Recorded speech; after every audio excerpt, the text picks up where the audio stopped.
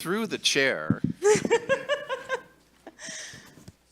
I really I didn't know that made that much of a difference. But when you're watching a meeting, it makes a huge difference if we just blurt out and talk. So I really got a good feel last week. Quinn and I talked about it, that using that simple through the chair is very important because there were times where you couldn't hear people. There were just people talking, and you need to hear everybody if you're watching, because I'm sure that 19,000 people are watching these meetings in Ferndale. So that was my biggest takeaway, and just making sure that we can hear, and that was the big takeaway for me. Through the chair.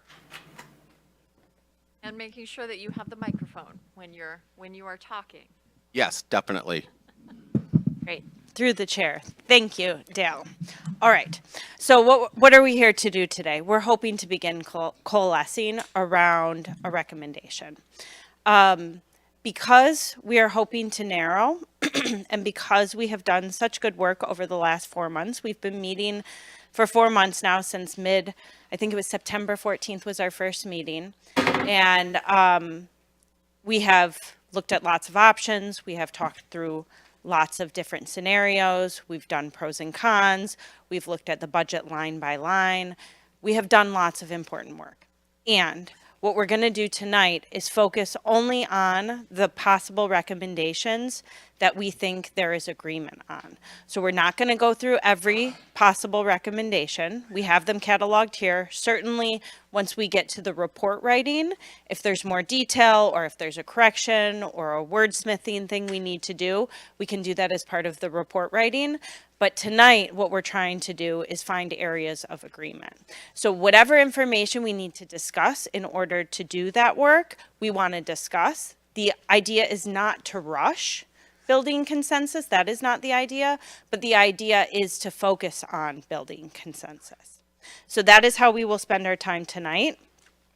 In that spirit, the way we're going to use our time and the way we've organized it, and you'll see I actually didn't put times on the agenda intentionally because I wanted us to not feel rushed. I don't want you to feel as if this is being rushed, and I want your attention directed toward the content of the conversation, and I will be responsible for making sure we make good progress and cover the ground that we need to cover tonight.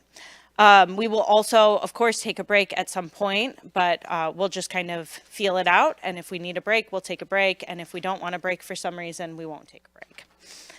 But the way we will use our time is first, we're going to kind of zoom way out, and we're going to pretend that we're not participants in this task force for a moment, and we're going to look at this pros and cons table, and we're going to reflect as if we're kind of a unbiased bystander who has not contributed to the table, and we're going to say, what is this table telling us? Looking at these pros and cons, what observations am I making? What options does this group that I am not a part of, what do they seem to be coalescing around? So that'll be the first discussion prompt, is kind of reflecting on digesting the table. And that will bridge us from where we were at our last meeting and our homework to this meeting. And then moving forward, we're going to do a straw poll. So we're going to go around the table. What's that? Oh, sorry. Oh, it's fine. I thought somebody was, yeah. We're going to do a straw poll. This does not commit any person to any one thing, but I think it would be helpful for you all to hear where each of you are beginning to kind of land in your own minds. Again, that doesn't mean that's where we as a group will land. And just as a reiteration, we are not required to come to unanimous consensus. We would like to come to unanimous consensus. I think that would be really powerful. And there is room for dissenting or minority opinions. So if we ultimately cannot reach unanimous consensus, that is allowed, and we will document all those perspectives. So we'll do a straw poll just to kind of see where everybody is.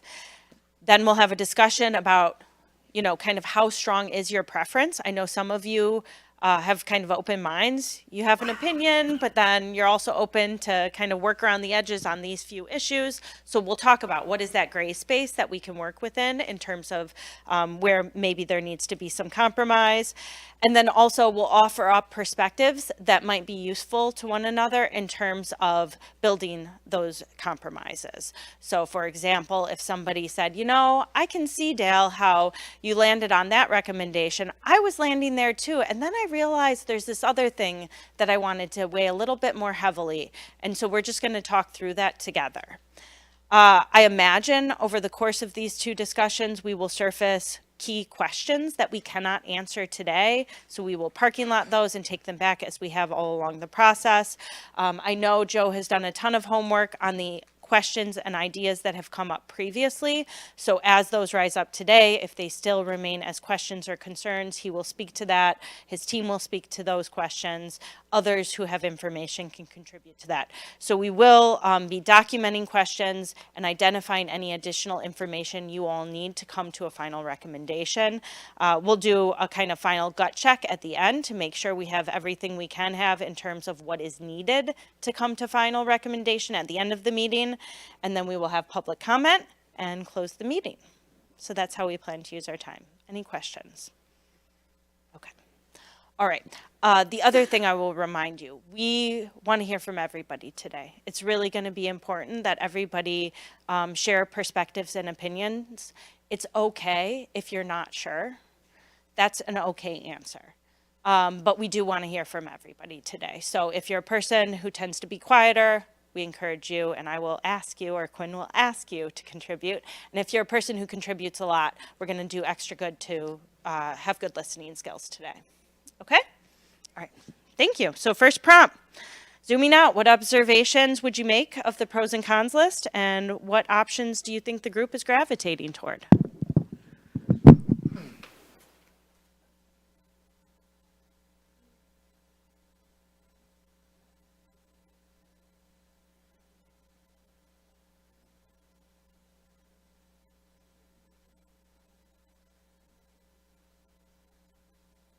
Can I get a motion to move public comment to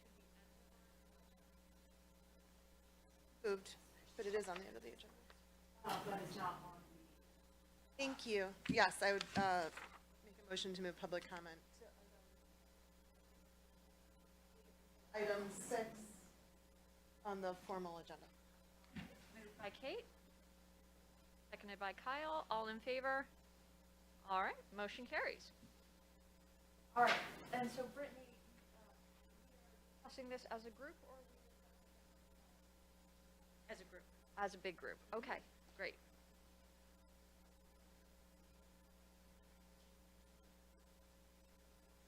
Let me just ask a quick question. Did everybody have a chance to read through the pros and cons? No shame, no blame if you didn't. No. Absolutely not. Absolutely not. Okay. So what, can we take a moment to let people review and reflect? Is that fine? Please. So I heard from a couple of people that maybe the recommendation that I made last time around finding efficiency was interpreted differently than I intended. So I just wanted to be super clear about what I mean.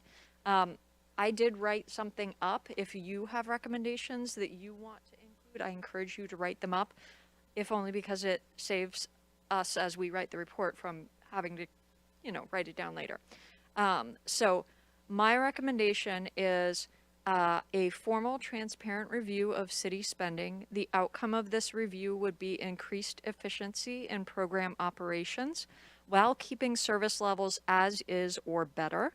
Any changes or efficiencies implemented should be in line with the values of the community. This review process should be as transparent as possible to the public, and at a minimum, recommend an annual report to residents on savings achieved and the impact, if any, on service levels. So the goal of this recommendation is twofold. First is to ensure that our purchasing processes and delivery channels are in line with regional benchmarks and industry best practices. And then in areas where Ferndale's spending is higher than these baselines, spending should receive additional review. Number two, it should build community trust in financial governance of the city in an easy to read report. This report will also provide a historical record of service changes over time and the reasoning behind those changes. So, last time we talked a little bit about having an outside auditor coming in and hacking and slashing. That's not what I'm recommending. Certainly that would be a valid recommendation if somebody wants to make it, but that is not what I am recommending. So with that, I think we wanted to just take a couple of quiet minutes to read over the pros and Kimberly, cons. go ahead. Through the chair. So I met with Joe briefly to discuss some questions that I had about this, and I just wanted to clarify in case anyone else was wondering this as well. Wherever there is a special purpose millage, the assumption is that also on the ballot would be at least a partial Headley override or a full Headley override. That that this option for a special purpose millage would be the only thing on the ballot. Like it would be hand in hand with Headley. Are you asking or are you I'm telling? saying Okay. that's what Joe clarified for me when we met. Because when I was going through this, I was wondering, are we saying just a special purpose millage? Is that, like there would be nothing else on the ballot? But Joe mentioned it would be, yeah, go ahead. Yeah, I can clarify. So I'll just round numbers right now to make it simple for the viewers at home. Our current millage, we have 11 general operating mills, and then the voter-approved millage is 4 mills. So combined, they're 15 mills. If the voter-approved millage is not renewed, then we only have 11. We have 11 mills. So if there was a special purpose millage that said we're going to restrict funding for 5 mills for police and fire, then your 11 mills becomes 5 mills for police and fire, then 6 mills for the rest of the government. That's why I think a partial or a full would be necessary if you're going to sequester funding like that without a renewal, if that makes sense. Sorry, through the chair. So just to be clear, that the special purpose millage does not allocate additional mills. It's just earmarking the existing mills towards a specific purpose. On its own, it would just earmark specific mills for a specific purpose.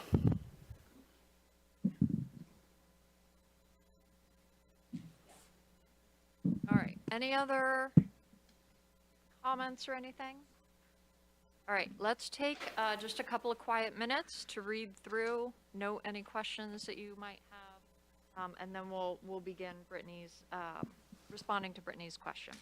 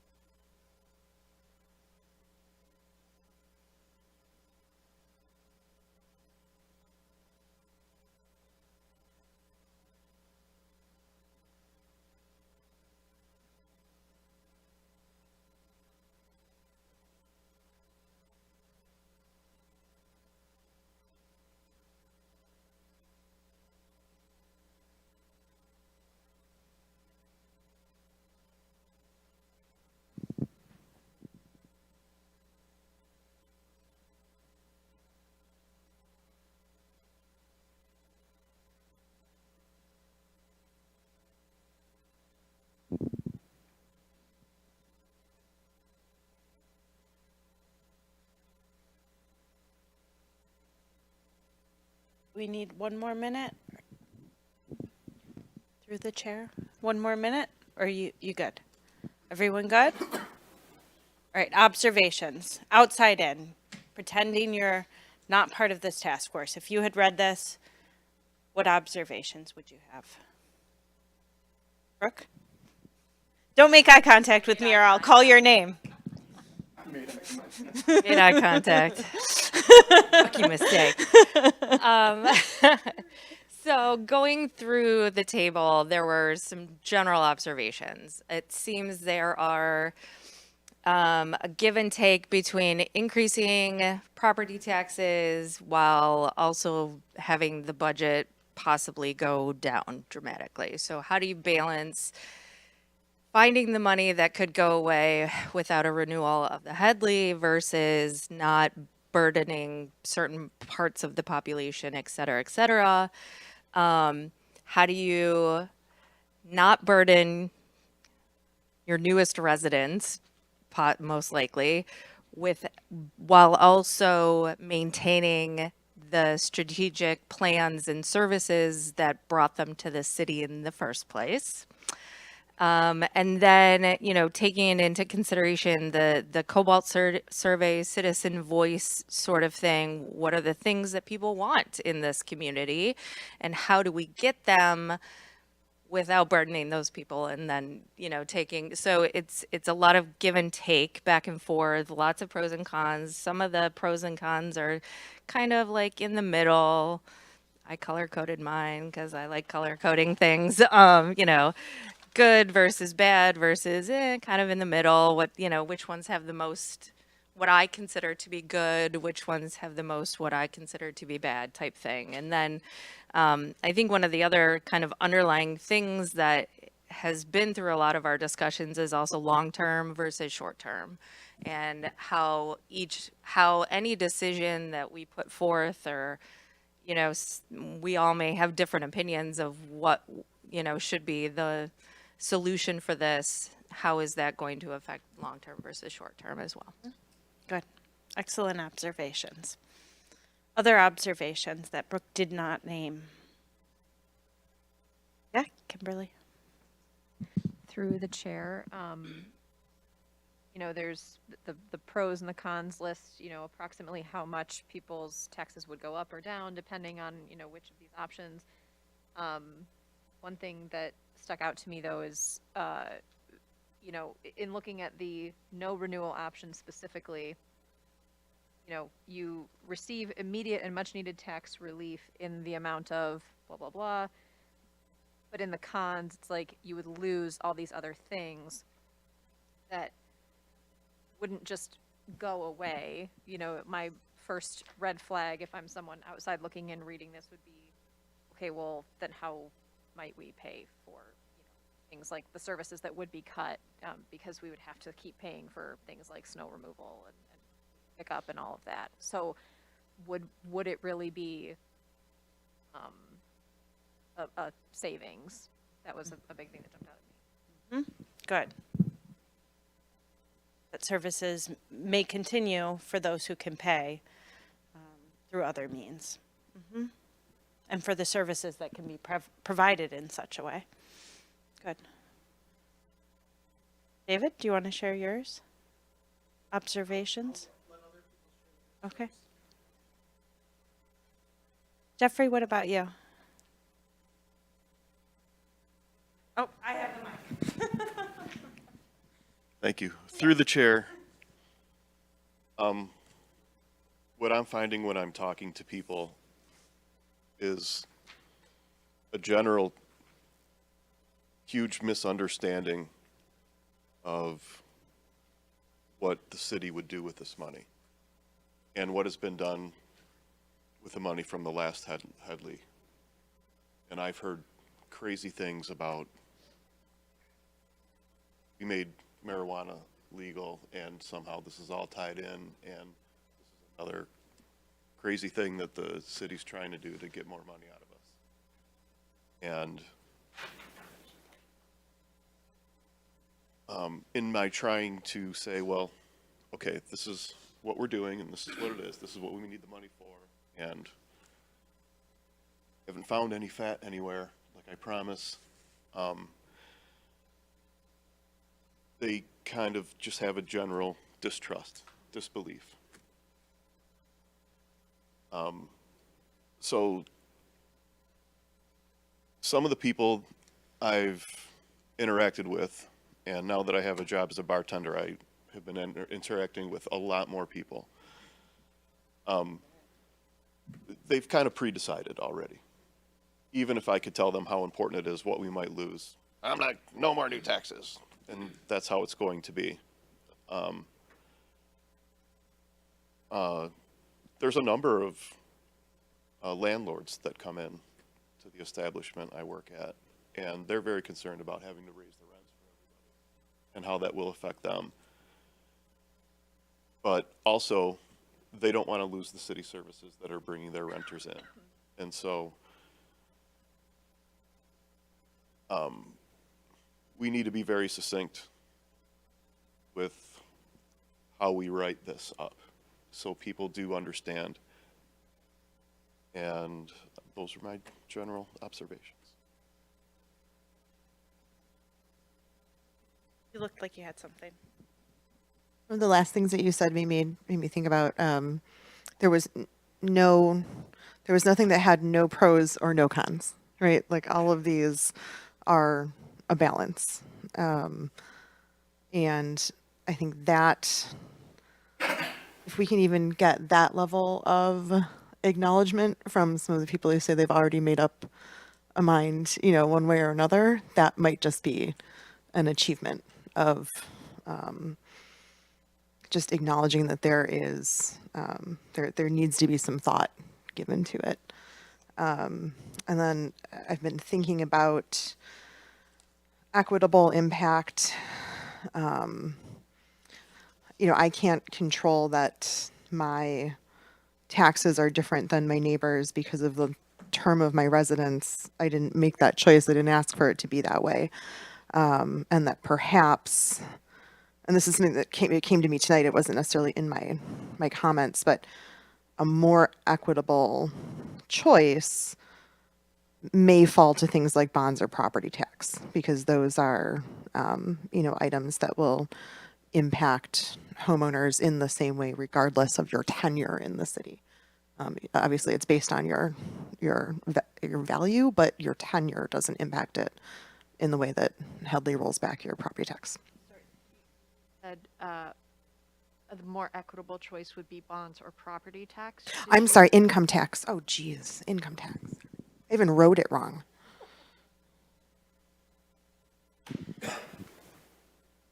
Thank you, Kate. Other observations from the table?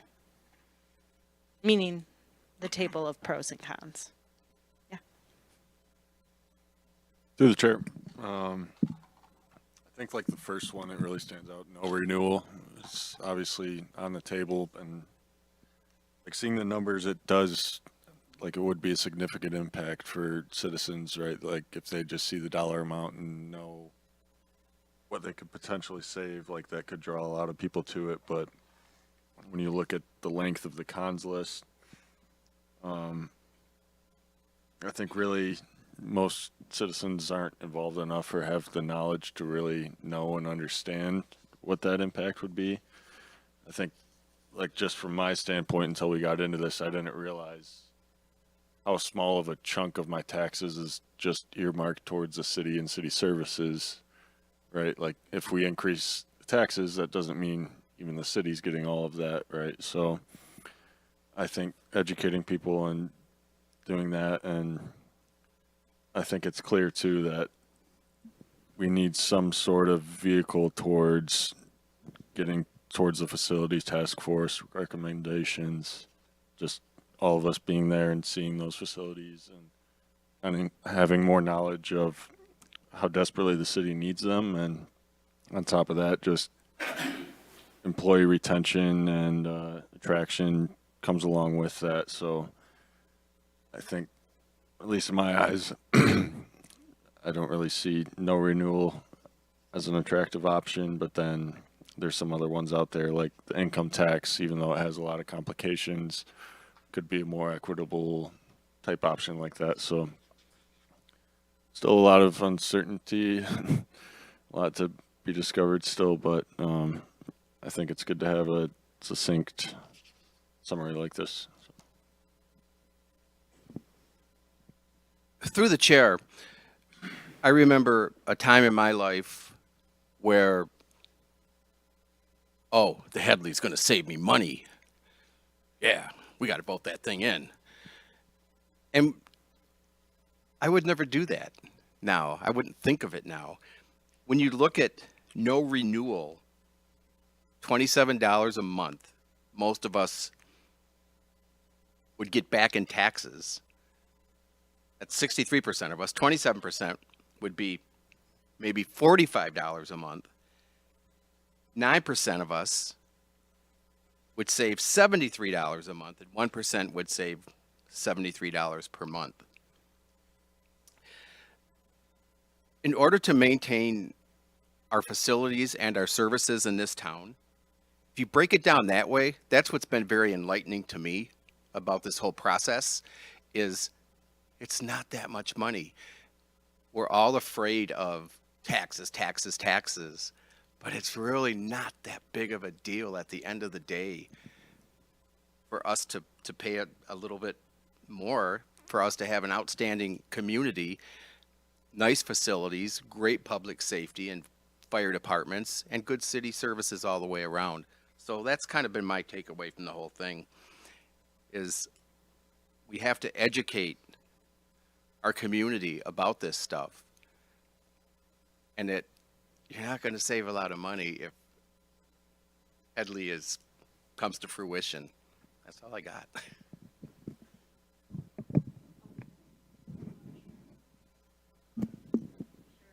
Through the chair,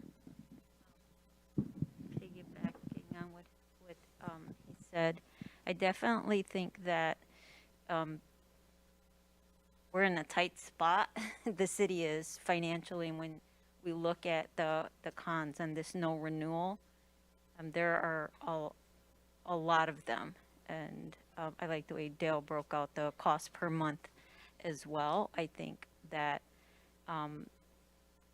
we definitely have to educate our neighbors about the value, because I don't look at a Headley override as increase taxes. I look at it as having enough money to maintain the services that the residents expect and want to keep. And so that's really important to emphasize. And you know, this whole process of reviewing the budget and you know, I feel like we've been working with a Rubik's Cube. I mentioned this before to Kate, you know, of the budget and the taxes and how they come in. And I think it's really important. And I think most residents, I hope, would agree that no renewal is not a possibility if we want to maintain the services and the kind of, you know, lifestyle that we appreciate here in Ferndale. And I want to be supportive of that, so that's what I will be focusing on. David, do you have an opinion? What observations would you make, kind of outside in? Do you have any, Quinn? I mean, I don't want to. No, Quinn's the chair. We'll let her go last. Okay, so I mean, I wrote down some things that each person said, and Brooke said give and take and long versus short term. Kim, you said, would it really be a savings? Jeffrey, you said that we haven't found any fat anywhere if you're explaining it to somebody at the bar. And you also said that landlords, they're kind of in this weird position of having to raise rent. However, that's what brought the renters there in the first place. Kate, you said there's no pros or no cons. Nothing with no pros or no cons. There's going to be pros and cons for everything.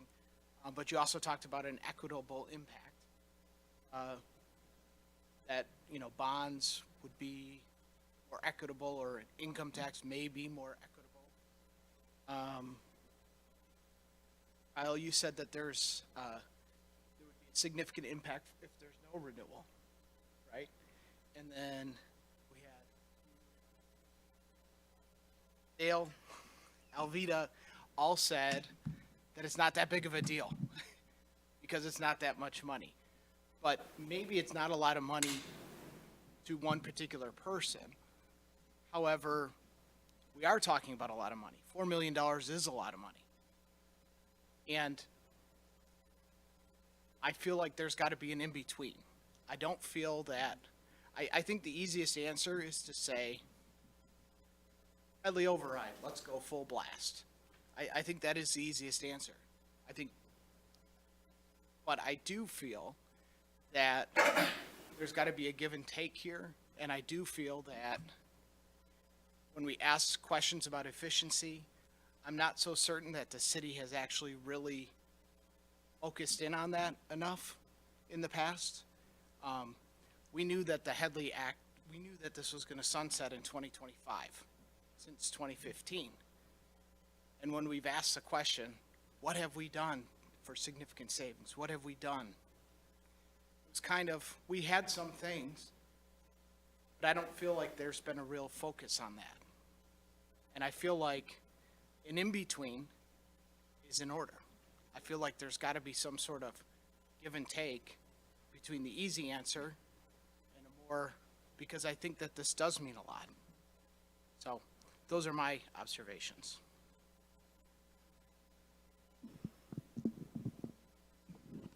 Thank you. I think for me, as I really liked that summary. Thank you.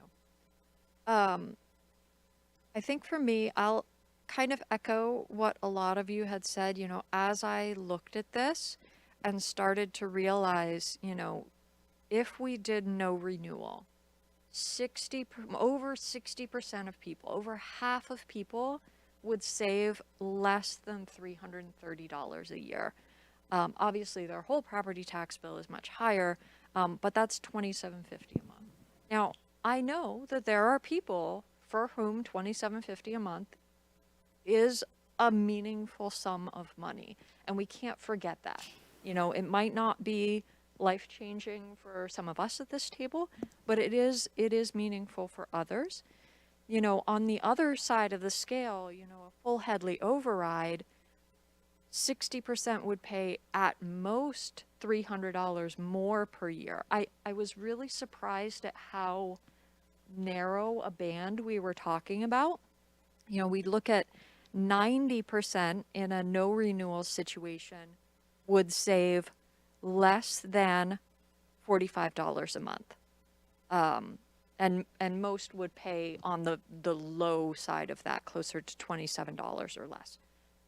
So 90% of people are saving kind of a not huge amount of money, you know, maybe not a meaningful amount of money for a lot of people. And then on the other side of the scale, 90% would pay at most $500 more per year. But again, 60% of those would cap out at $300. So again, I was just really surprised at how narrow that band was, but I'm also very attentive to the fact that this is a meaningful amount of money for a lot. And we can't forget that as we're making decisions. Can I comment on something that you said? You said a meaningful amount of money, and I agree with that, but the timing of this is going to be terrible. I mean, this upcoming year, they're going to have everyone's going to have a 5% increase, and then on top of that, they're going to be faced with that, right? So, incrementally, I mean, taxes, they go up by the inflation rate every year. So, I mean, there's not like any right, year is going to be but better. this year is going to be the highest that they've seen since when? Last year.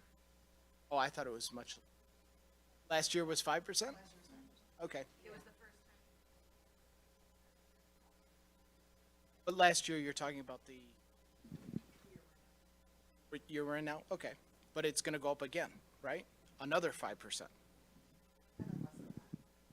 Okay. I mean, it's going to happen every year. You know, it might not always be 5%, but taxes do go up every year.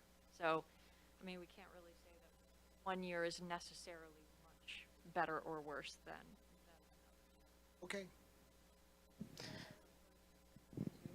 I wasn't aware of this until today either, but apparently with a, if we do ask for a Headley override, it does not have to be 10 years. That's something, Of course not. That's Yeah. that's the give and take that I'm talking Yeah, about. yeah. And that's why, yeah, we can stop there. yeah. No, but I, up until today, I thought it was like, you ask for 10 years or. No. I think part of what we're trying to do here is recommend. And what I'm saying with the give and take is that, or I think what a lot of us are saying with the give and take is that it could be less than that pending on an efficiency review. Less, or, like the rate increase could be tied to that efficiency review in some manner. Or targeted development.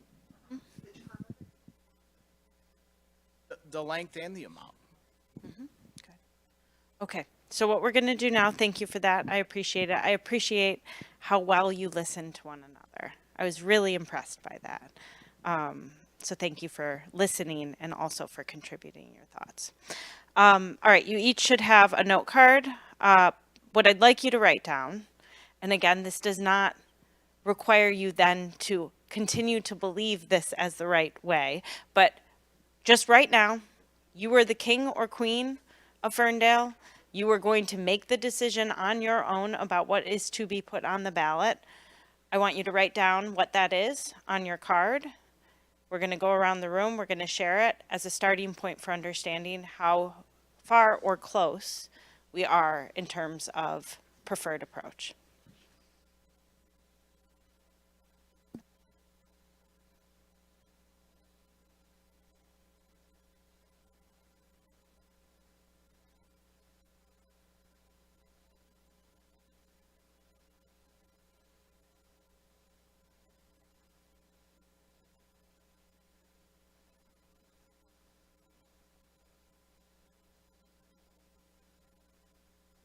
Show you what I'm doing. King or queen? Kings and queens don't have two competing choices. Just put one. It doesn't mean that it's the only thing you'll ever get to endorse.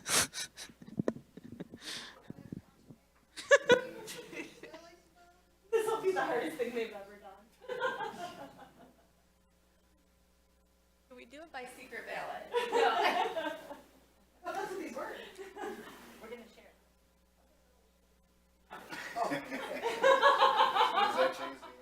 Own it. Own it, Kate.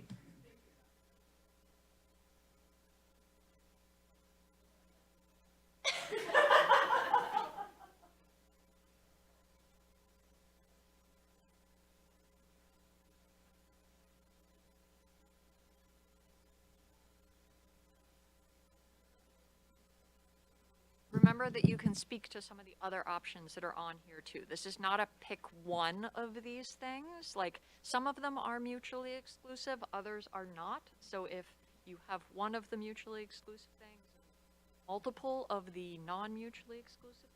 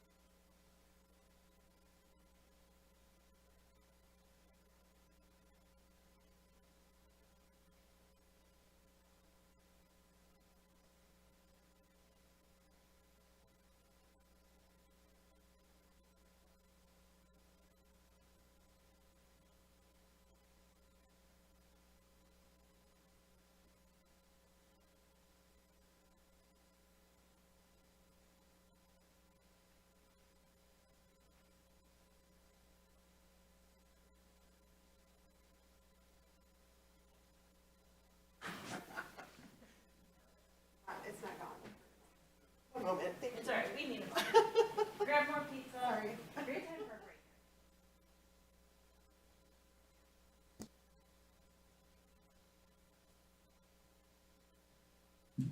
Cry quietly in the corner.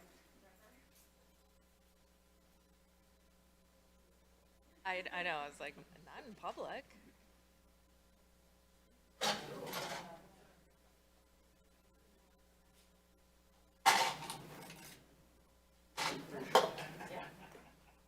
You got it. I see. You got it, right?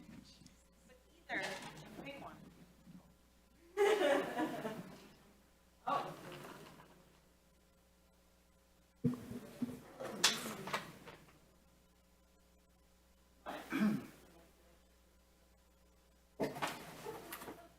People who have an A option and an B option on their card did not do it right. Somebody said easy. I call it ideal. Yes. Can we do that?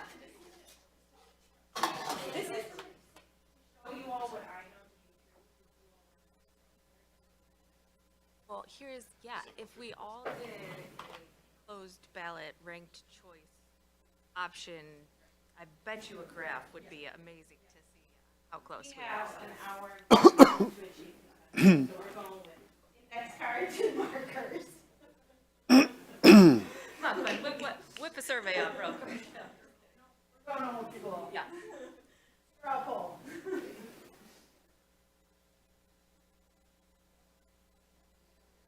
Can I put like me?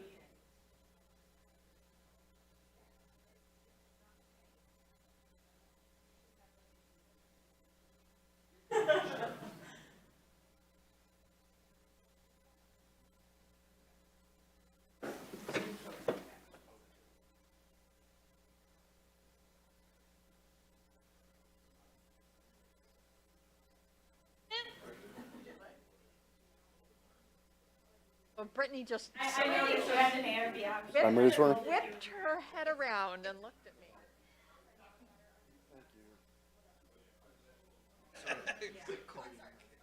I didn't know that. Yeah. Thank you for that. Well, so.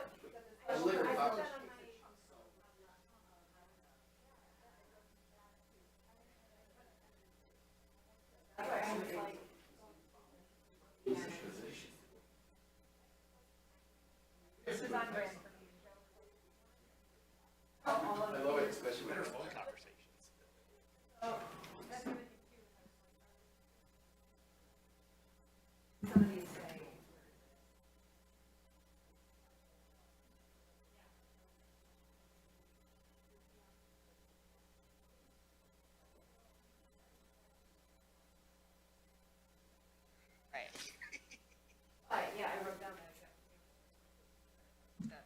That's like.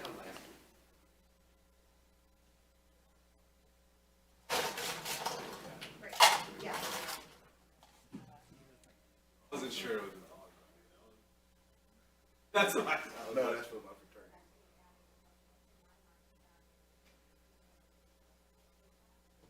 I was like, that's what it was. All right.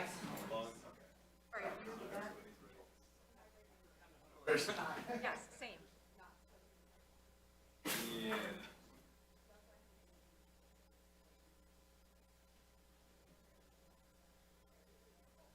Yes, please.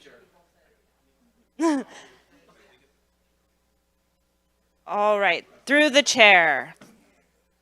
So we're going to go around the room, share your recommendation. You can provide some, but not too much, color commentary, including the degree to which you feel strongly about your recommendation. And then we will share some key, after everybody has had a chance to speak, we will share some key decision points that swayed us from one to another, okay? Who would like to be the brave soul to first share their recommendation? I am. Oh, Jeffrey. Thank you, Jeffrey. He's going to be our brave soul. I'm recommending a full Headley override, and I do see great value in a public safety special purpose millage. so citizens feel more comfortable that no matter what befalls the city during this time, this still happens.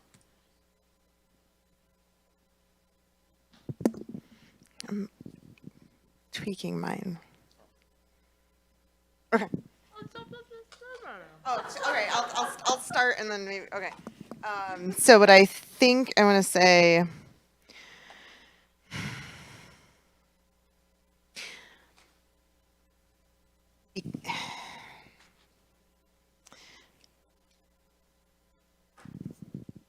And these may be the same thing. These two bonds may be the same thing. This is complicated because I now understand special purpose millages to mean a redivision of the pie, not an addition of another slice. So a full override with a partial recreation millage. So kind of what you said about the police and fire. Plus a recreation bond, potentially plus a fire facilities bond, a recreation facilities bond, fire facilities bond. That's option A. That's the go big or go home option. And the citizens might well tell me to go home. So the other options that I wanted to do in A and B was to kind of give some thought to a much scaled back version would be a partial override. So the maintain / renew option with a facilities bond dedicated to fire and recreation, which are the two things that we've talked about. We know that there are cons to that, but it does allow people to see a real outcome from what they're voting on. Not all the money just goes into the general fund. Brittany, didn't you say if you were the king? Didn't you say if you were the king, what you would do? Yeah. Didn't you say if you were the king? That was a little. No, it's okay. Sorry. So, no, it's okay. So monarchs can't look for input from their community? No, king or queen. So she's going to vote twice. So the first one is a full override with a special purpose millage focused on Parks and Rec. Yes. And then two bonds, one for the Parks and Rec facilities and one for public safety facilities. Public safety, yeah. Yeah. And then her second vote would go to partial override plus a facilities bond for public safety. So those are her two. I wrote down her one because we get one vote, and that was the first one you said. And that is probably the one that'll be different from everyone else's. You may as well put it up there. Yes, that's right. Okay, fine. Yes. And I can't help but wonder, let me just name a distinction that I think is a possible conversation point. Thank you, Quinn.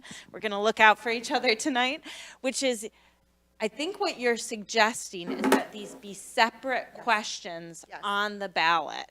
Yes, because I want more than just a Martin Road recreation facility. Right. And I think there is an option, I'm not saying you suggested this, but for this to be a single bond, but you think it's important that they be separate. Excellent. Agreed. Very helpful. Kimberly. I just want to clarify. So like in terms of what this would look like on a ballot, we'd have full override, special purpose, plus charter amendment. Like 5 things, yeah. 5 things? Okay. I was just trying to make sure I had my math right. So, okay. Because there'd be charter language related to a special purpose millage. Thank you. Thank you. Quinn. I am going to exercise my privilege by she I wants to go don't last. want to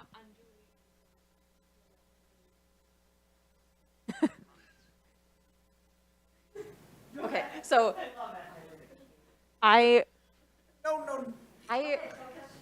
this is like I'm listening to her. this is like, okay, full disclosure, I like anytime anybody asks me to pick like a favorite anything, I short circuit. So this was not, I didn't do well on this assignment. I don't like picking one thing, but picking one thing, I get my one vote, it would be for full. But I also, I see the merit in like a partial with a facilities bond, because then at least, you know, we're doing something, you know, the facilities task force recommendations wouldn't be like totally dead in the water. We could still make forward momentum on that. My hang up with it is the partial, to me, just doesn't seem sustainable long term. And if we're putting all this work in and we're asking people to vote on the future, it should be, you know, more than just kind of short term kicking a can down the street kind of thinking. So that's kind of my thought process there. Excellent. Thank you, Kimmy. Dale. What? Your take. What would you Beer for everybody. You would do that. Yeah. You know, I'm all about a full Headley override, and also a facilities bond. To me, that would be the best thing for our community. Yeah, it might hurt a little bit, right? But we got issues here in Ferndale that we need to solve. And it's not, to me, super complicated. There's ways that we can do it. And we will. Thank you. David?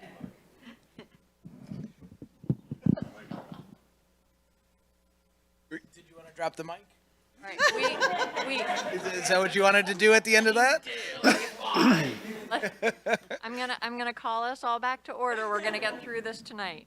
Okay, my recommendation would be a short-term partial override with an efficiency and development target, and then specific bonds for targeted items.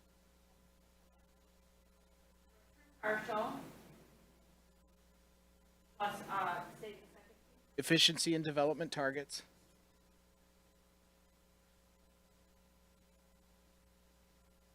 And then everyone has kind of zoned in on a specific type of bond. I'm just saying with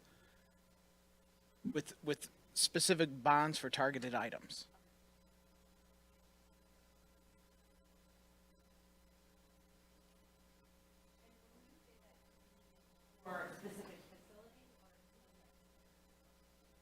Specific items, just public safety, or Parks and Rec, or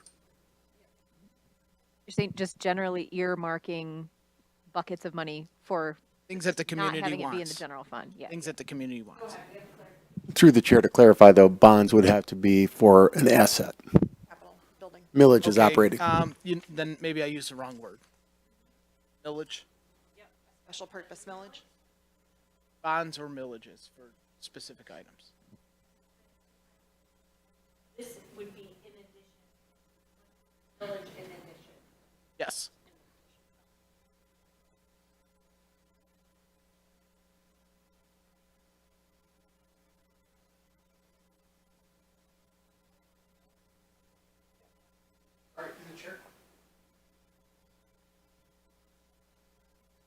So you made it clear about the short-term partial Headley override.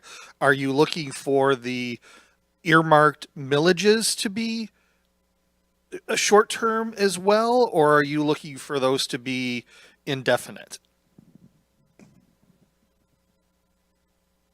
That's a good question, Greg. The reason I said short-term partial was because efficiency or development targets may not pan out, right? And in order to have something to,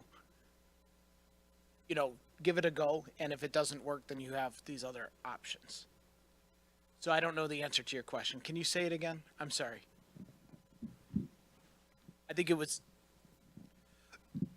So the third item you have is for earmarked millages for specific items. So as an example, I'm thinking that you're talking about a police and fire millage. Okay. So would that be something you would be looking to sunset? So you would only have it for 10 years, or are you looking for something that's a little more indefinite? Because if you end it at 10 years, then you're going to be asking the community to renew that in 10 years, and you'll have to sell it again to the community for support of police and fire. the purpose behind me specifically saying earmarked mills or bonds was to get the community's input on what's important to them. So I guess it may be indefinite if it's a millage, to support, our current level of public safety, for example, which is the biggest piece. Through the chair. Mine's kind of odd, but I'm going for essentially 150% partial. So like everywhere we've discussed, it's nothing, zero, partial, maintaining the current millage amount, and then full, essentially doubling. I think kind of meeting halfway between. I know kind of the target with full would be that would allow us to unlock and do these specific facilities task force recommendations and do those kinds of things. I think the appetite for tax increases, as a lot of people have hinted at, right? It's a tough environment right now to be able to swallow that. So if we, like an option like this, kind of finds a nice medium, it gives us some opportunity to attack and go after some of those task force recommendations, but at the same time, not putting as large of a dent in the pocket of the taxpayers. So just for clarification, because I can see 150% Right. making people nervous. Yeah, if I said like We can't, you know this. and Yeah. Just for anybody who's listening. Right. The city cannot go above 20 mils. So we're not suggesting that. What you're suggesting is that the 20 mil cap is what we're calling the full. yeah, it would be like Suggesting- 0.75 times full would Yeah. probably be a better way. Yeah, so somewhere between Yeah. maintaining what we're currently at Yep. and the full. Okay, just want to make sure that was super abundantly. I would probably call it like 75% full would probably be more clear. Yeah.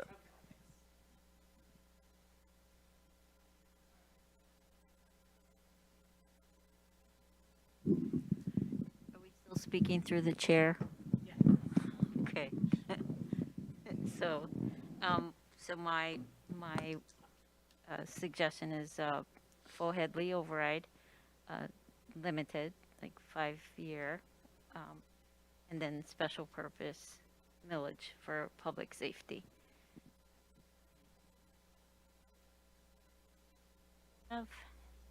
And I'm gonna guess that in 10 years, things are gonna be a little different here in Ferndale regarding funding or structure.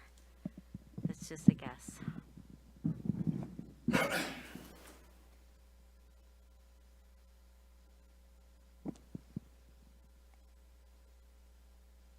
If I were queen, I would want a full override. Are there caveats? Are there concerns? Are there all of these options making lots of sense and piquing interest? Yes.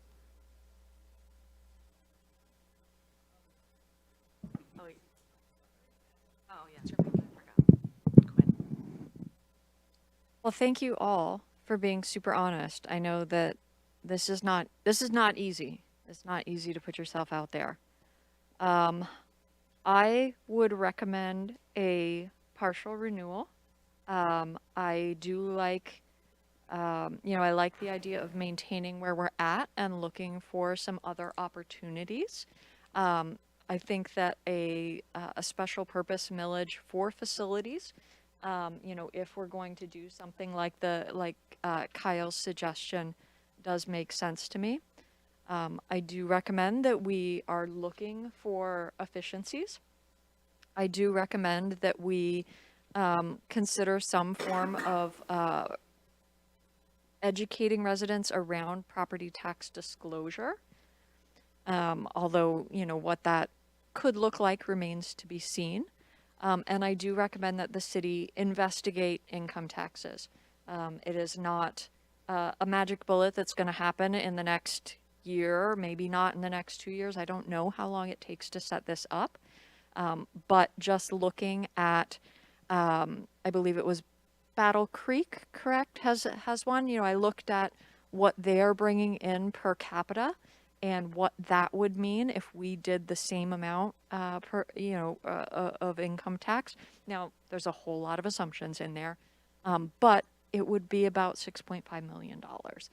So that would potentially cover the shortfall that we find with the next expiration of the Headley override. Can I ask for a point of clarification from everyone who said full? Who said full, they're really for the full? Are you saying a full indefinite or a full for 5 years? Or because Alvita said 5 years, and I feel like that could be an element of compromise. But I was just curious for all the kings and queens that said full, if there was any strings attached to it or if it was just a full. Yeah, that's a great question. That was one thing when you mentioned, Alvita, that, you're recommending like a full, the 5-year term. The term is something like I personally am open to. I think that I don't know that I feel equipped to actually put that on my recommendation, because I would want council to investigate, where's the sweet spot where we would. Queen. I know, but I just don't know. I don't know where the sweet spot would be in terms of, like, if after 5 years we would see a lot of value from that, then sure. But yeah, I guess so. I'm open to it. Quick point of order. If this committee does recommend any sort of renewal to the override, am I correct in understanding that it must be time limited? That it must be for a certain amount of time? Yeah, we would have to, any recommendation would require some kind of timing recommendation for the ballot. So we're not looking at something that is going to be indefinite. That is not an option.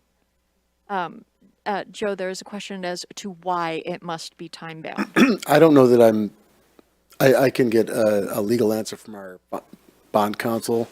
I don't know that I've seen an indefinite renewal, which on its face, I'm thinking that's probably inconsistent with the statute for the Headley override, which is the purpose of the Headley override is to give a voter choice. Okay, But I will get a legal answer. great. Thank you.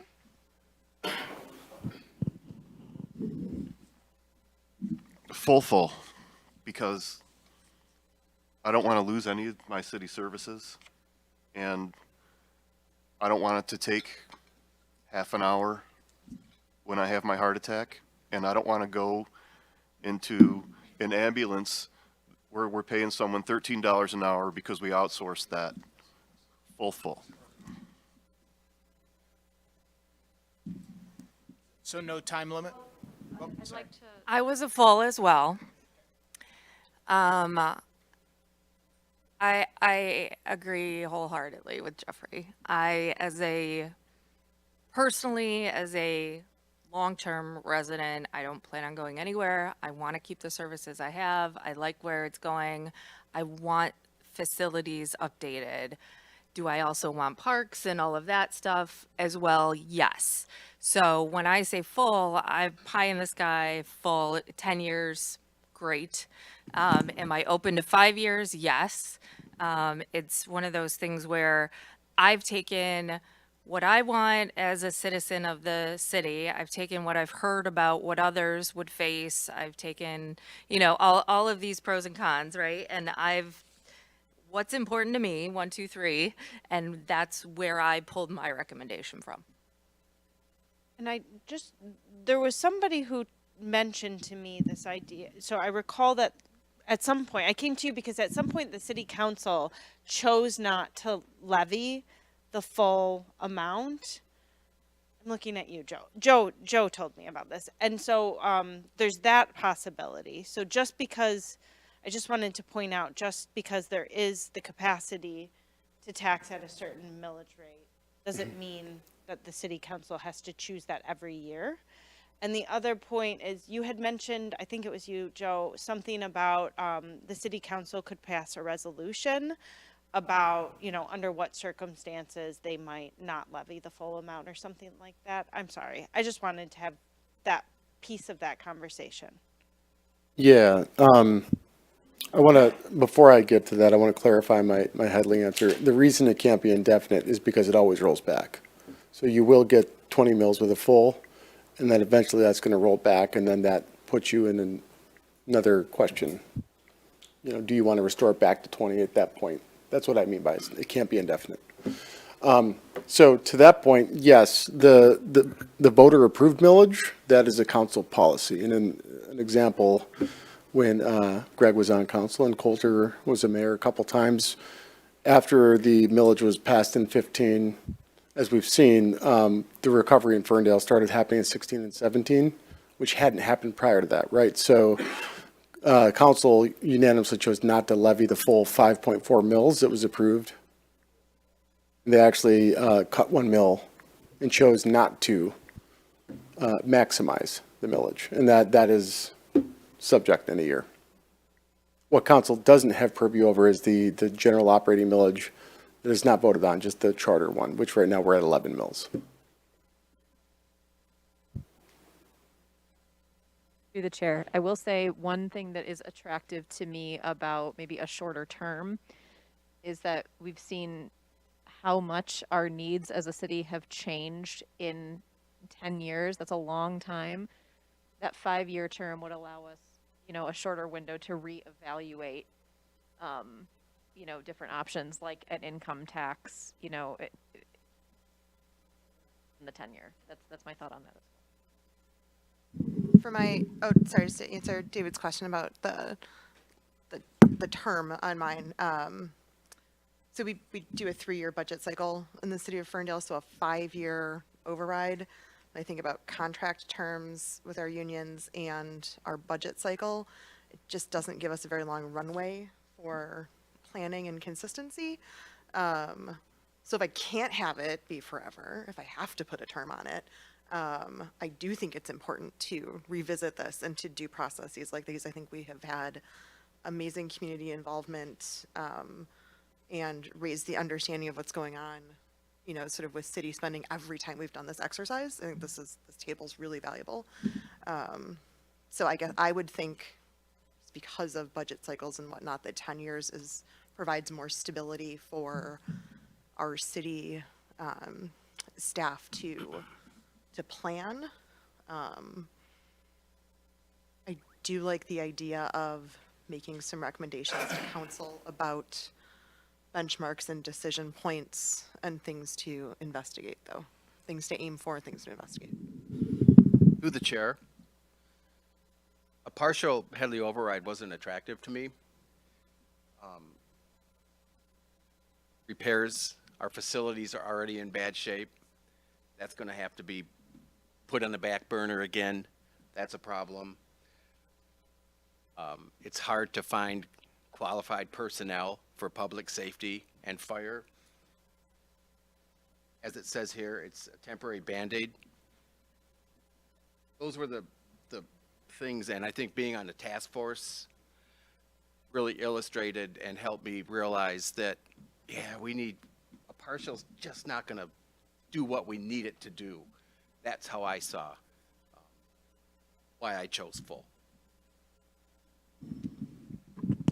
Outside in, looking at this list, I think there's only one person who basically said the amount of revenue that the city is receiving today should continue at the current level, i.e. we just do a partial to bring in new revenue. Two? Short-term partial? No, because this said with earmarked mills for, Sorry, 4 and... This 4, I think you said also having a special, no, David's vote was for more than the current level of revenue. But Is that's that not correct? how special purpose millages work, though. No, he didn't call it a special purpose millage. He said initially, as you may recall, bonds, but then we changed it to earmarked mills. What that looks like, I don't know that we know what that looks like, but I think the point I'm making is still true. I think there's only one person, I mean, just to name Quinn, I think Quinn is the only person who has indicated that they believe the current level of revenue should be maintained as part of this process. Is that a true statement? No. I'm seeing that's not true. Are you saying you think Quinn thinks different? Should we ask? Quinn, would you clarify? Do you think the current level of revenue is the right level of revenue?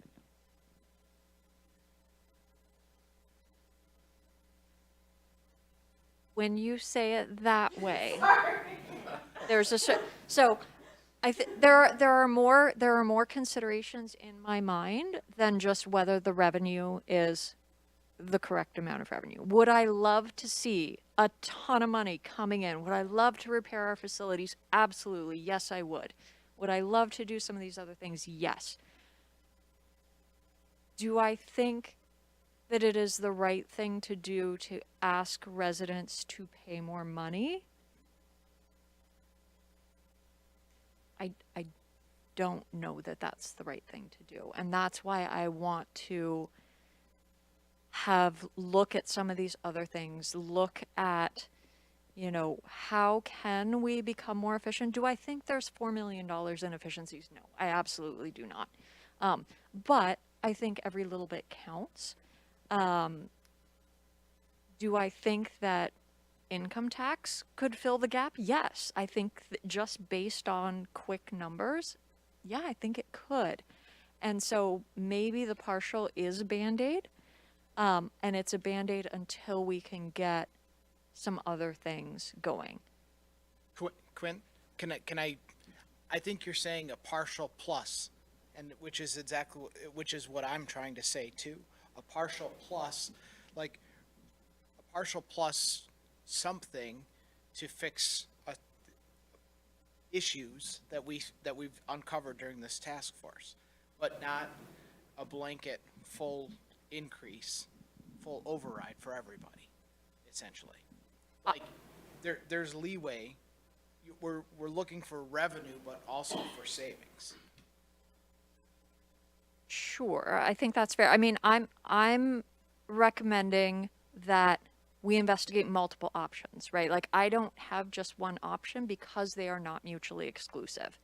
You know, we could do a partial and we can find efficiencies and we can do income tax, you know, investigate that process and potentially bring in some money that could be a permanent replacement so that we don't have to do Headley overrides in the future.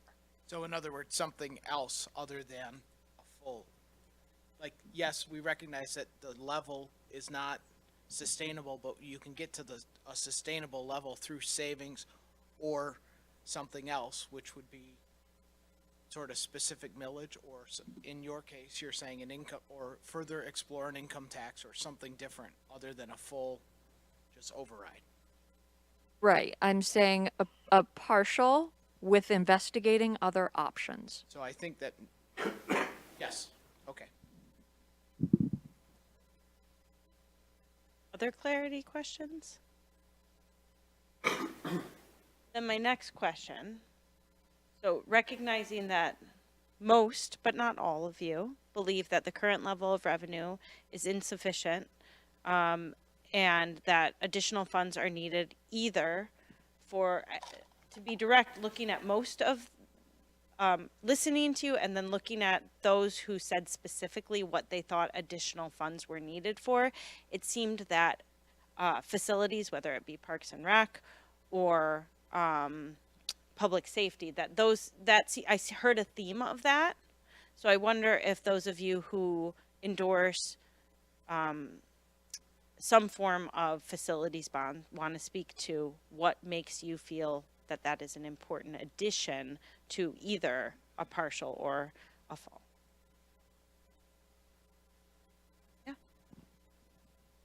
Yeah. So I think that if we're going to go more than maintaining the current level, that I would want to see a facilities bond, because, like I said, the buildings are important. That's where people do their work. They deserve to work in healthy, equitable buildings that allow them to do their best work on behalf of residents. I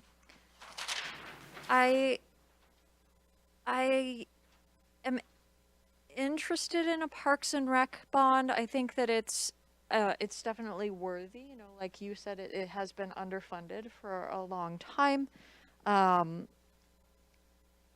The caveat to that with me is that it locks up that money and it restricts flexibility in the future. The special purpose millage? for a special purpose millage. Yeah, it absolutely does. Yeah, and so the trade-offs to that, and I mean, even for facilities, right? Like the trade-offs for a special purpose millage are really high for me. That it, I think so. I think so. I think it would depend on what the definition of small was.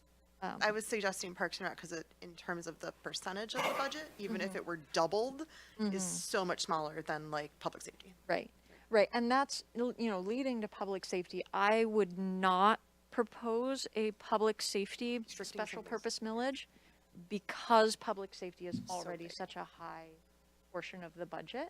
Certainly it's a worthy expense, but that's where the tipping point trade-off is for me, that it restricts flexibility and it's already has a huge budget. I think, was it Alvita, you said the full plus the special purpose public safety millage.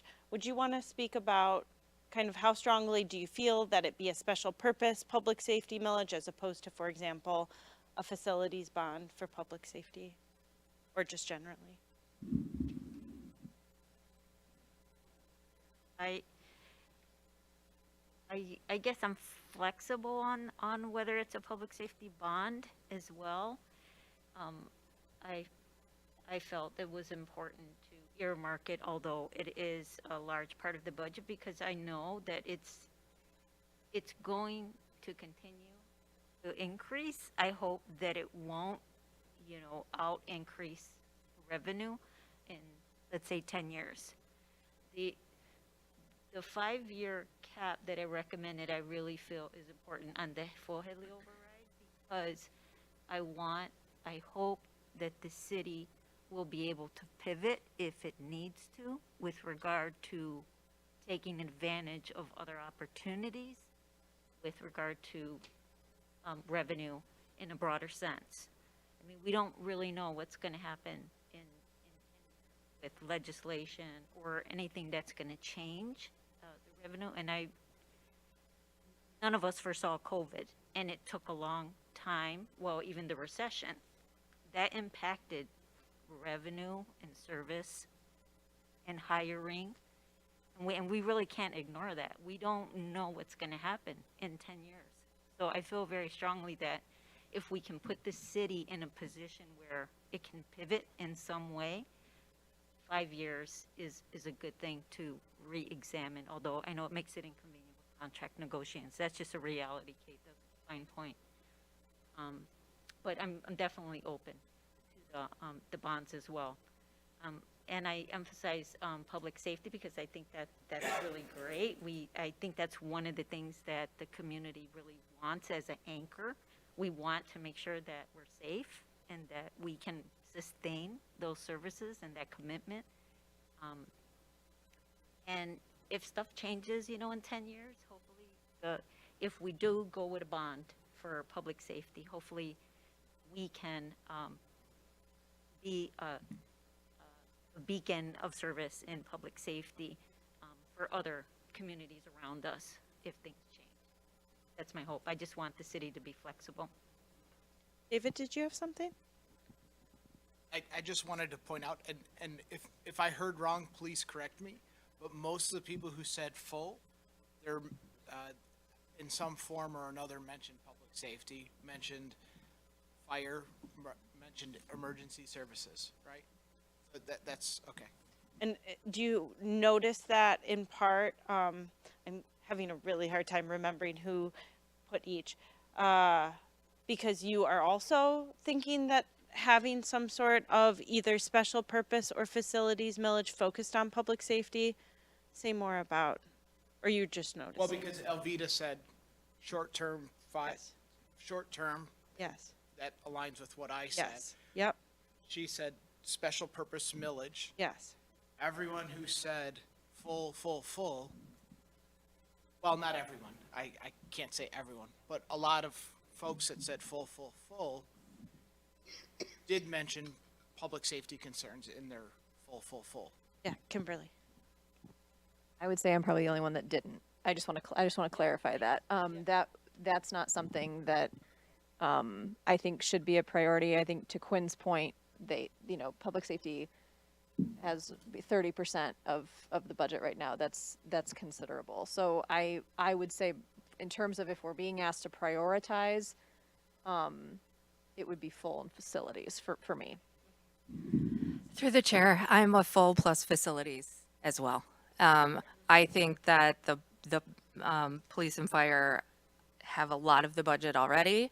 I think with even if we, recommended a partial to maintain, right, to maintain that current level of where we're at, but I want those facilities to be brought up out of the 50s, right?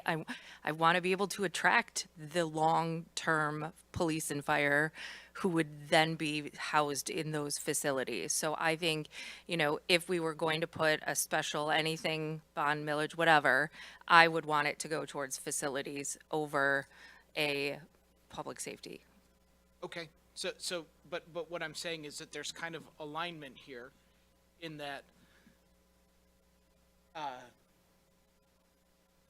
special purpose, like you could have a partial extension. You could have a partial extension for 5 years, as Alvida's saying, or a full 5 years, plus those things. And then the community would decide what's important, right? Okay. That's what my list was for. And let's just make clear what we're saying when we say plus, because it would be a full override up to the 20 mils. That's the cap. We can't go over that. So don't think that plus means going over that. It would be the override to the 20 mils and then taking a slice of that pie and saying this slice can only be used for facilities or public safety or whatever that special purpose is. It's not in addition to. A bond would be in addition to. This is my That's point. different. Is that a bond can be in addition to a partial. Correct. But a bond can only be an asset, capital asset, right? So you have the other parts of that get pulled in. And so for me, the full would, up to the 20, right, mils, would be not only a maintaining of the current services that we have, keeping our services where we are, but also being able to put forth some of those facility task force ideas and allowing city council and the city to be able to make those decisions versus pulling a piece of that 20 mil pie out and saying only facilities. I'm trusting in the city council and the city manager to make that decision on my behalf. To the chair, so I guess one question, if we did just a full override, that obviously puts more money in the city's pocket. Does the city, to say we do it a full for 5 to 10 years, is the city allowed to because it takes 10 to 12 million dollars to build a new fire facility. Can the city take out debt to be able to pay that money with just a full override, or would that large of a capital investment require an earmarked bond? No, the city, if its operating revenues are sufficient enough, city council could vote to issue bonds to build something Okay. on a public agenda. Yep. When that happens and they say yes, the public has 45 days to say, no, council, we're going to form petitions and force that onto a referendum. Okay. If the public doesn't do that, then the bonds are issued. That debt is now factored into our revenues. Okay. So it's now, That it does answers my restrict, it will restrict that. So issuing the bonds that are replenished from the general fund, essentially. Yeah, so if voters did a full approval, then, and we issued bonds, the debt service would just restrict a portion of that full renewal now on just the debt service for that facility. Okay. Sorry if that was answered previously, but I just want to make sure, if we do go to the full, it still gives us the ability to attack the task force recommendations. So. Through the chair, I just wanted to add to, because I'm trying to keep this at the top of my mind as well. When we talk about a bond, that does not require a charter amendment, but the special purpose millages do. So that's one extra thing we would be asking voters to understand and vote on. Through the chair. So going back to what Joe shared, to add on to it. The millage, I'm sorry. So the override, if you approve it for 5 years, if we went out for a bond for facilities, that bond would have to be paid off within those 5 years, which would be really, really difficult. Generally bonds are 15 to 20 years. So if you're going to do a full Headley override and we want to have bonds issued, they're going to look at that and say, well, you're only guaranteed that income for 5 years or 10 years.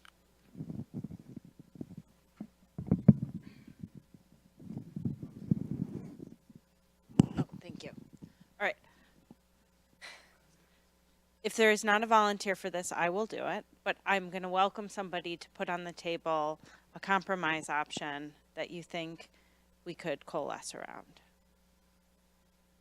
Just as a starting point, not because that is then the recommendation, but as a starting point so that we can start discussing. Kimberly did make eye contact. I just want to point that out. All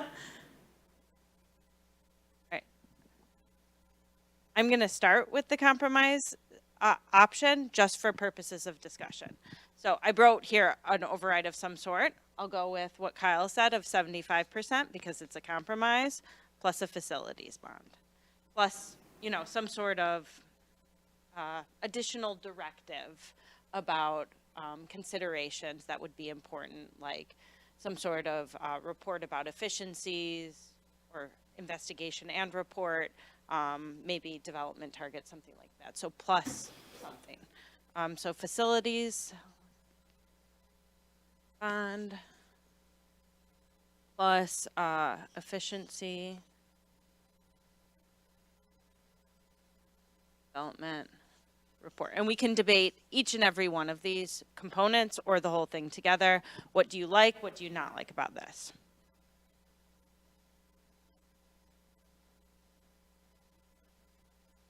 Yes. My only concern, and perhaps it's not a concern, but once I know what the actual revenue would be, is that something less than a full override might not actually allow us to staff the facilities that we build, or staff them in a sustainable way. That said, we've talked about efficiencies that are much more than just, we did a lot of layoffs during the Great Recession, and we're talking about efficiencies that are much sort of more sophisticated and surgical than that, right? Because we're talking about changing types of services and things, right? Like that's the things we've talked about at this table are, do you change to a public service model? Do you consolidate services with other cities or with the county, right? So I guess the reason that I'm waffling, my first gut reaction is less than a full override isn't going to allow us to staff our facilities, and so why are we even building the facilities? My thank you caveat would be that perhaps by either changing a service model, or if we really truly can grow our way out of a problem, hitting a development target, perhaps that 75% is enough. That could be revisited in the future. Yeah, well, it would have to be, Joe, just so we have to put a number on it. Time limit. Yeah. There are things you like, things you don't like. There's no right or wrong answer to this. Brooke. Through the chair. Part of my reason for choosing full was the simplicity of it. This is a lot of, there's a lot of nuance, I'm going to use that word again, nuance to this. And while I fully appreciate the give and take, which I talked about earlier as well, of this, how to communicate that information to our citizens who are against everything or anything, change in general, whatever, is going to put a large burden on getting all of these specific things to all go through, ideally, the way we would hope it would, right? So that was part of my reason for just saying full override. We're gonna let the chips fall where they may, let city council decide if they put forth a bond and citizens rebel, great, that's their right and that's what they're allowed to do, and they still have a say in our city government, right? Whereas when you're talking about a partial with a bond and an efficiency and a thing and a thing and a thing, you have to get all of those things to happen simultaneously, concurrently, whatever you want to call it, and you have to get everybody to vote for it and get on board with it. So part of my was I want simple, I want here's what it is, here's how it's going to affect you. I can tell you how much by dollar how much you're going to go up, but all I have to communicate is all the great things we're going to get out of that. So that's where my Simplicity is a wonderful thing.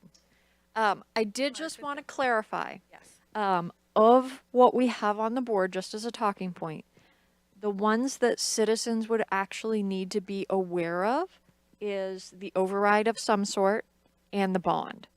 Because all of the other stuff that happens is simply a recommendation to council. It's not something that we're asking citizens to vote on, at least right now. Through the chair. So I completely agree with everything you just said. One thought though that popped into my mind was, so yes, having one thing is simpler because it's the one thing, but it's a bigger thing.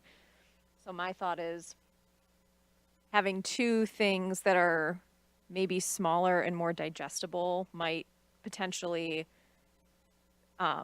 set us up for more success or make it so that voters are more likely to approve those things because they are, you know, two things that don't seem like the one big potentially scary thing, right? So I just wanted to.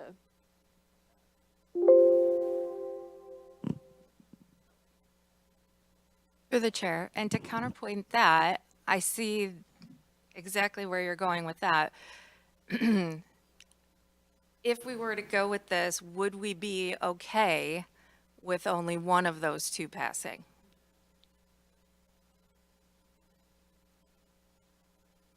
Anybody want to respond to that?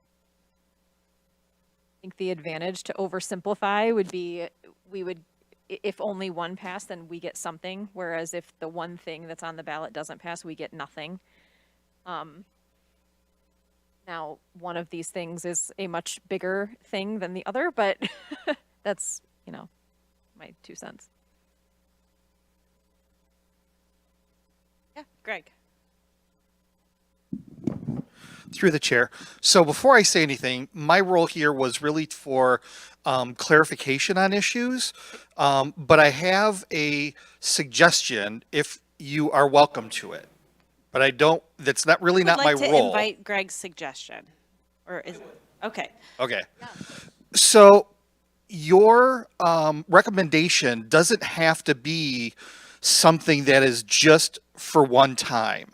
For example, you could make the recommendation to say, we'd like a partial, this year, and then we'd like council the next year to look at bonds for these things. So those items might not come up on the same ballot. Just a clarifying question. If we wanted to do a special purpose millage, does that need to be on the same ballot as the override? Good question. I think only if you're exceeding the 20 mils. That's what I'm saying. If you can if you change the charter, right? No, state says 20 mil. Okay, now I'm No, confused. the maximum He was here, he said it was 20 is the high. 20 mils is all we're authorized by charter. You can't exceed that no matter what, with operating millage. With the operating millage, but I'm talking about the special millage. Special purpose, the special purpose is subject to Headley rollback and subject to the 20 cap. It's just, I don't know who said it, it's just you're changing the slice of the pie. Yeah. I can drive. The special purpose millage would take a chunk of that 20 and set it Okay. aside. It's not like it's additional like a Okay. bond would be. I thought it Yeah. was like my little bar chart, and then I added some, but actually it's my little bar chart, and now I have to dedicate some of that bar. Gotcha. So if you if you requested the full Headley, then you couldn't request a special millage. So if you did a partial, let's say you did just the 4 mills to sorry, keep us can- up, can we- then at a future one, you could recommend that a special, So we could do a full override, and we could say that oh, a you could do part that as of well. that would be the special purpose millage. Yes. So the question is, does the Headley override have to occur at the same time? Or I'm sorry, does a special purpose millage have to be on the same ballot as a Headley override? No, they can No. be separate. Okay. Completely separate. Okay. So yes, then the going back to the whole question was, yes, they could be on separate ballots. So then, Greg, what you were saying is if we did a partial and a year and a half or 2 years down the road, If that's the if recommendation, that was a recommendation, if we did a partial today and for some reason the efficiency targets or the development targets weren't panning out, then the council could come back and do another millage for a specific purpose. if that's your recommendation. Correct. Which, through the chair, would just eat away at your partial. It wouldn't add to. Oh, it could add to, couldn't it? That's the thing that I misunderstood. I thought it was like, here's my little bar chart and I add another little layer on top, like frosting. It actually means here's my bar chart and now a part of it is dedicated to. So then. By special It millage. almost seems like this is, Well, that only applies for millages. Correct. it almost seems like it, So if your recommendation was to do a partial, and then you wanted to do a facilities millage, that could be at a year from now or a year later. But the benefit of doing that is that we would only need to ask the voters to vote on one thing in a particular ballot. So yes, it does eat away, but it's a voter education rather than asking them to vote on two things. I think there's still some confusion. Go ahead, Kim. I was going to ask too. No, I was Greg, thanks a lot. I was going to ask too. Is this when we talk about the ballot? Would we be talking about August or November? Because it's a presidential election year, and like that's a big thing to consider too. Is like the more things we put on an already big ballot. Yeah, I'll let you. Right. Joe's gonna answer that. Yeah. I can't speak for the education, but I can say it's most common for these initiatives to be on a November ballot for presidential year. You get a lot of turnout for the presidential ones as well, which Have to pay for a special ballot. And I believe it's within their purview as a task force to recommend, if they chose to give a recommendation, you all don't get to decide, but you could recommend a certain ballot. Yes. So. Sorry, yeah, and the turnout piece is huge. That's absolutely an advantage to having it on there. But again, it's like it's having a lot on the ballot. Yeah. Okay.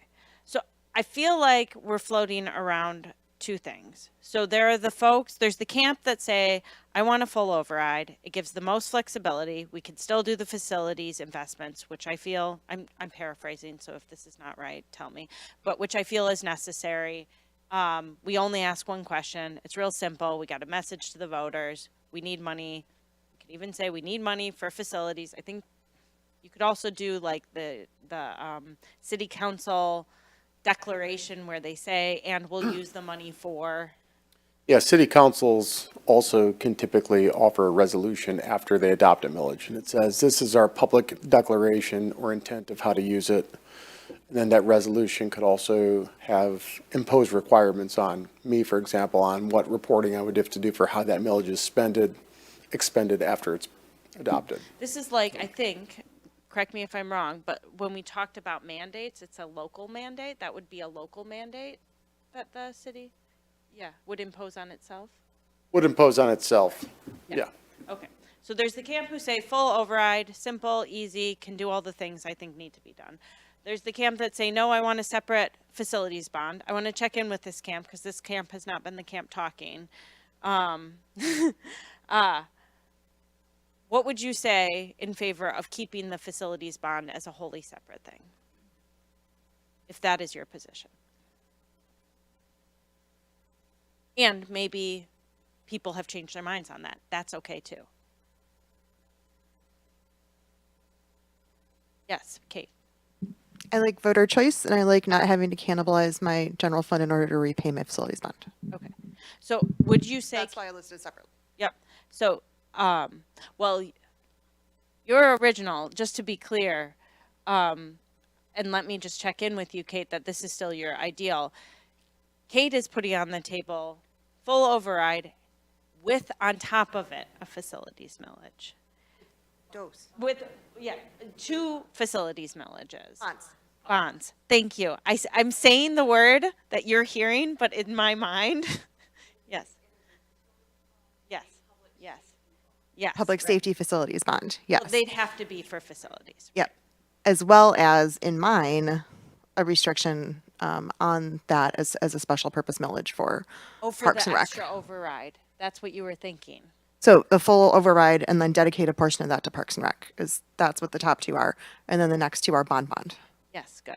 Yes. So that's 5 plus things on a ballot because I think bonds often have 2 pieces of language. So Yes. yeah, it's a lot. But that's why I said facilities bond. Is that what you were asking? That is exactly. I think I just wanted to come back to this one because we're going to focus our energy where there's agreement, and if this is, no offense, dead on arrival, is there anybody who would be comfortable going that big? No. Okay. Fair enough. Yes, Quinn. You made me choose. So if we're not hearing a groundswell of support for bond in our main recommendation, this is certainly something that we can recommend that council investigate in future years. I wanted in my main recommendation. Okay, I might have misunderstood. I'm saying you can kill my 82 part one, but I would still want a bond in my main recommendation. Okay. Yeah, I think okay, let me say back to you what I think I'm hearing. There's agreement with among the full. So it sounds like, yes, some people want to go bigger, and among the folks who want to full, the preference would be to do that over a bond initiative. And my sense is, I'm looking at the partials now, that the partials do not, are you still set on a separate millage in addition to the partial, or have the fulls convinced you that rolling it all up into a single thing? No. Okay. So who's still in the camp of, I want more than one thing on the ballot? I want to separate out. Okay, Quinn and David. Sorry, would you ask Yes. it again? Yeah, I'm trying to understand, knowing, I'm sorry, that this is unlikely. That's fine. We got to come up with a word. Carol will work on what we call that big birthday cake one. Go big. The go big or go home one. And knowing that going above the full is unlikely. Right, the Santa Claus wish list. It seems like where we're at now is back to either a full, period. Seems to be a lot of enthusiasm for that. Or among the other folks who say, no, something less, but something less plus something. Is that true? That's true for David. Is that true for you, Quinn? Because that was not originally where you were at. Yes, please. I am open to doing more than maintaining where we're at. I would like to see the additional over maintaining current, being in a facilities special purpose millage.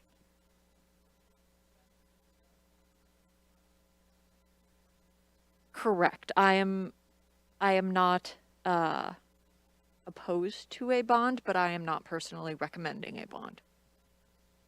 Kyle, where are you? You were our 75% guy. Still kind of there. Yeah.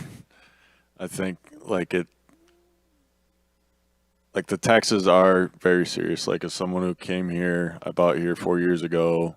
Like so many people, I was blindsided by the Prop A thing, and like it was hard for a year, right? Like it shocks you, and so many people step into that same situation. So for me, I do see the tax burden. And I obviously still see the desperate need of the city to be able to fund some of these things, but I don't like the plus. I think some give above the current level to start to improve and make some headways. It's kind of where I landed at the 75. I could probably be convinced up to the full, but that's kind of where I stand. So Let me just say back to what I think I heard you say is you don't like the idea of multiple things on the ballot. Yeah. Brooke, it looked like you had something to say, and then David, it looked like you had something. Through the chair, kind of. So 75% partial plus a bond. How far away is that option from a full override option? And as far as the increased property tax burden on our newest residents? Yeah. Do you have any sense? Can you put any numbers to that, Joe? I want to I actually have this because I've done the calcs, but I want to make sure I'm right. We're comparing a full renewal Yeah. versus a 75% plus a facilities bond. That's it. Yes. The only math I have on that, can I assume the facilities bond is for public safety? It's just public safety or public safety and Martin Road? Public safety and Martin Road. Okay. That's just what I've done. Okay. That's easy. That would actually be the same. It would Would net be out the as the same. same. It's the same. Your facilities, your annual debt service would be about 3 mils, based on our current situation for the public safety facility and the Martin Road match. Saying that this plus a facilities bond equals a full. So you could either do two things on the ballot, if these were, I'm not suggesting you should. I'm just pointing out, or you could do this one thing on the ballot. And the out-of-pocket expense sounds like it's about the same to a resident. David, did you have something to add? Yeah, I just wanted to point out that everyone who said full did say something about a give and take. Yes, for And sure. Everybody who did say full did say something about pros and there's. Yes. So I just wanted to point Yeah, that out. for sure. That's all. Yep, Through the chair, real quick. Or one other thing, they did say give and take. yep. Or they said it's not that much money. Or Good. it's not a big deal, but it is a big deal to some people. So that's subjective. Absolutely. Thank you. Brooke.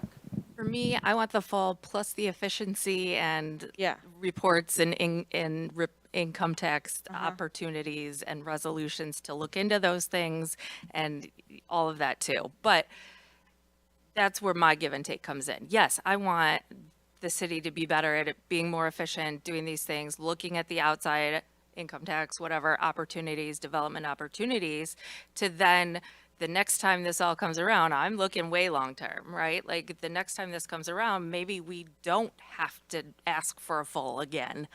Or maybe the next committee task force in 10 years comes up and says, okay, because we did A, because we did B, because we did C, now we only, have to do a 25% override or what, whatever that may be. So that's So the where give and my. take is a full.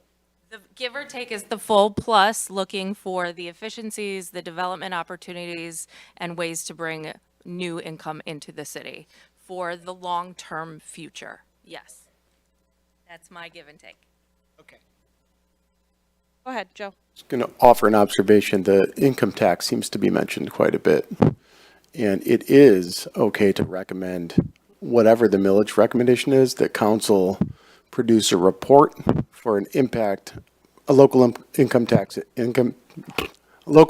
tax report by a year. So whether that be within 2 years, within 3 years. And that report, I would think, would influence how the millage would be used moving forward. And through the chair, just to piggyback on what Joe said, I see that process as an efficiency of the city and the work that city council is doing with city. So we are at time. I feel like we've made really good progress working toward consensus, which is exactly what we wanted to do. Why don't we marinate on this? I think we come back together in 2 weeks. Is that right? Next week. Yay, next week. That's better. I was worried about 2 weeks passing. A party in 2 weeks. Right, right. That's right. Kate has a party in 2 weeks. The public. I'm going. Darn it. And Kimmy, you get to go too? Oh, she has a wings game. Okay, so everybody will have fun on the 25th because we will have achieved consensus. So, okay, great. Quinn. Okay, so, Joe, can you just speak briefly about, we're going to have to take votes at our next meeting. Can you, or our clerk liaison here, just speak briefly about what that is going to look like? Because presumably we're going to need, somebody saying, I motion that we renew the Headley override at X mills for Y number of years, and then we'll take yes, no votes on that. You got it. Is that So it would be a straight up recommendation on the millage amount and term, and someone can add on conditions to that. And so the conditions that would be the language for your additional comments, whether a condition that they also consider taking up an income tax study, a condition that they have it on the November or August ballot, whatever it may be. So those are called the riders, I could say you could put on it. And when they consider it, they have to read those. So that's also part of the public record. Okay, so then our recommendation needs to be one yes, no vote. We can't vote on the riders, as you called them, separately. Yeah, that's correct. So why don't I prepare a draft recommendation, a couple different ones, so we can conceptualize going into the day. Yeah, I think that would be helpful. So if you have things that you want to recommend, I know you have your development recommendation. We need to know what that looks like, because we can't just say a development recommendation. It needs to be a very specific thing so that all of us can make an educated yes, no on that. Yeah, so think through that. We're going to do this as formally and officially as we can. We do have it's not just going to be a quick vote. There's going to be time for discussion and all of that sort of thing. So I just want us to be aware of that. Any other comments, questions from anybody? All right. Oh, I was just going to say I really enjoyed tonight's discussion and how well we all work together. excellent. Wonderful. All right. So with that, I am going to open public comment. We do have one member of the public here with us this evening. If you would like to make public comment, you are welcome to approach the podium and give your comment. I see you shaking that you do not have a public comment. So thank you so much for coming out and engaging with us. We really appreciate it. So with that, I need, please, a motion to adjourn. Motion to adjourn.